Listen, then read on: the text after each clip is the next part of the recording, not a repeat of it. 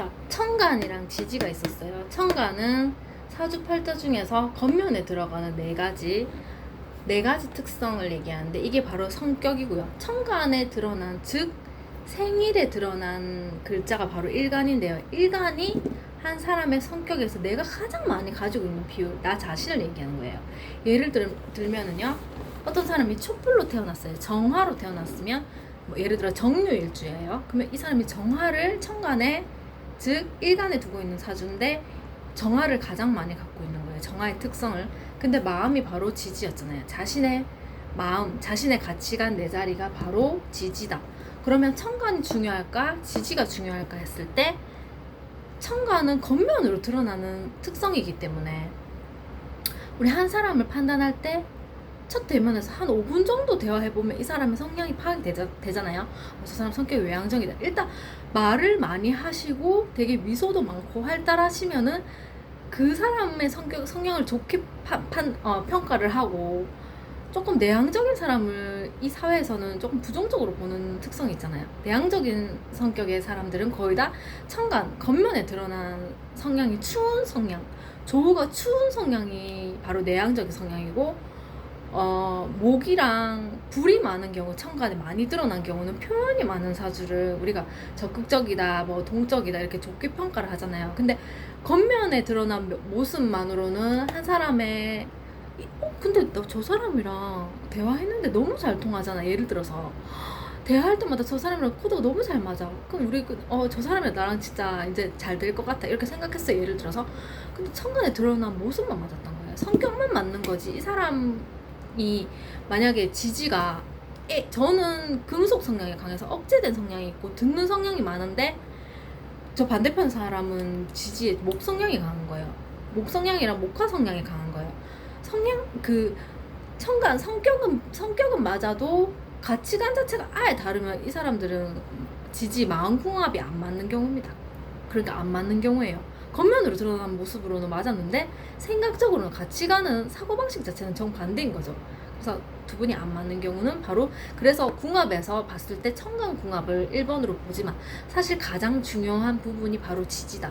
특히 뭐냐면 일지, 생일의 가치관을 말하는 거예요. 지지, 일지가 일단은 맞아야 부부 궁합도 그렇고, 가까운 친구 관계 궁합도 그렇고, 일지가 맞는 궁합이 베스트인 거예요. 일지랑 월지가 맞는 궁합이 베스트인 거예요. 마음이 일단 첫 번째로 맞아야 돼요. 지지가 자기 생각이 지지에 품고 있는 거고, 또 어떤 경우에는 지지에서 생각하는 게 천간으로 끌어올려서 쓸 수 있는 경우가 있다. 그 경우가 어떤 경우냐면, 아주 특이한 경우인데, 천간에는 이런 특성이 전혀 없어. 나의 성격에는 목 성향이 없는 거예요. 예를 들어서 저한테.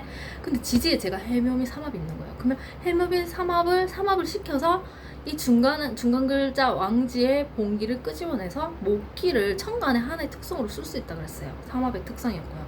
자, 그러면 천간과 지지 중에서 뭐가 더 중요하냐 했을 때 천간 못지않게 지지도 중요하다라는 거. 그 다음에 근이에요.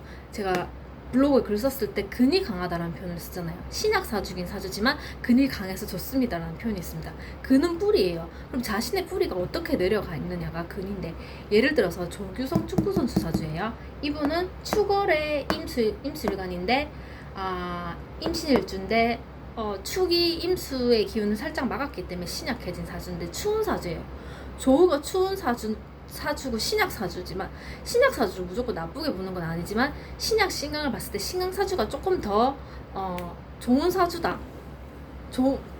좋은 사주라기보다는 본인이 편한 사주, 본인 주관이 뚜렷한 사주인 거예요.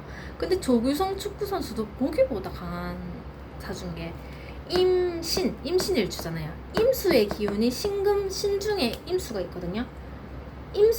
임수에 뿔이 내려져 있어요. 자신의 지지에 뿔이 내려진 간여지동이에요.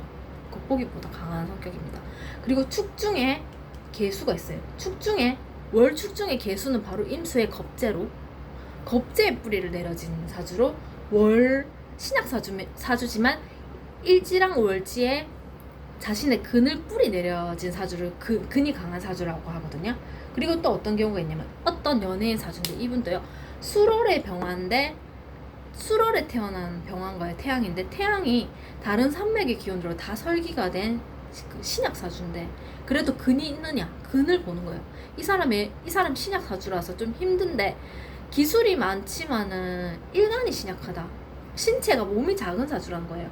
그러면은 이 근이 어디에 내려졌냐 하면은 술월에 술 중에 정화가 바로 이 병화의 근, 겁재의 근을 풀이 내려서 그래도 근이 있어서 좋다라고 말을 하고요.